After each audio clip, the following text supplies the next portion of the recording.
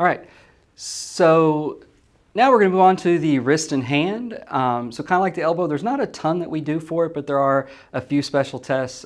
So what we're going to start with is a valgus and varus at the radial and ulnar collateral ligaments at the wrist.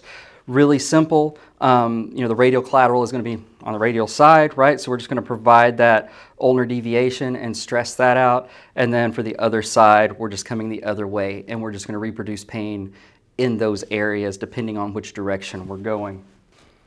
All right, so now we're going to do valgus and varus for the interphalangeal joint. So just like we did with every place else that we've done valgus varus, we're just going to stabilize and provide a little bit of stress in the valgus direction and varus. You're going to have ligaments on each side, and if there's tearing, then there's going to be movement there. The mistake that I see people make is not supporting it, and they get all this extra movement. So be sure that you stabilize above and below and provide just that little bit of pressure. We're going to do very similar with the thumb. So we're going to turn over. It's generally just the ulnar collateral ligament that we see where people get it caught on things.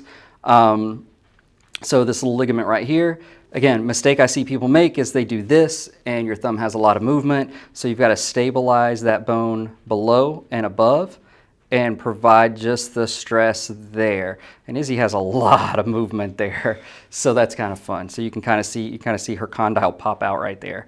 So you can do it the other way too. It tends to be a little bit more stable there. So we're going to jump to a little bit of joint play because this is something that you're going to see a lot of here with the wrist, just because you have the way the carpals are set up. So easy way to do this. Now you can also use the table to do this, but we're just going to hold it up in space. So just provide below and above, and if I give her a little bit of traction, and then I'm pressing down. So I'm pressing down with this hand, stabilizing with this hand.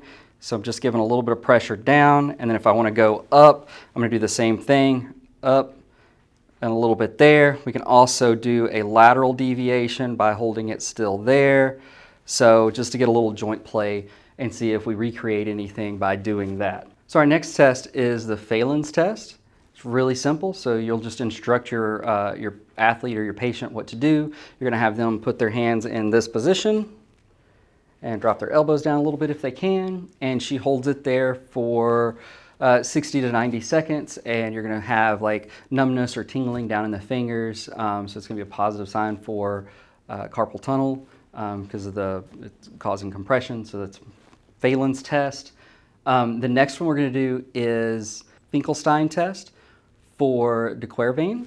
So what she's going to do on that one, again, it's just an instruction one basically. So she's going to take her thumb and tuck it inside, and then she is going to ulnar deviate. You can provide a little bit of extra pressure there. Just keep in mind, a lot of people are sensitive there anyway. So right away having pain, see if they have pain on the other side as well, because it may be inflamed. So this test is a little iffy on how successful it is with diagnosing by itself. So you'll use other things to lead you in that direction. And the very last thing, and this may be the first one that you actually do, is long bone compression. So we're going to take the long bone, so we're going to take, say, the second metacarpal here, and all you're going to do is you're going to locate the proximal and distal end, and then we're going to provide compression, right?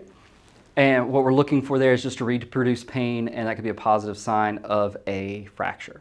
So that is all of our wrist and hand special tests that we're going to do. So just like all the other videos, be sure that you know the anatomy, know the structures that you're looking at underneath, that you're trying to target, and let everything else lead you to what special tests to do.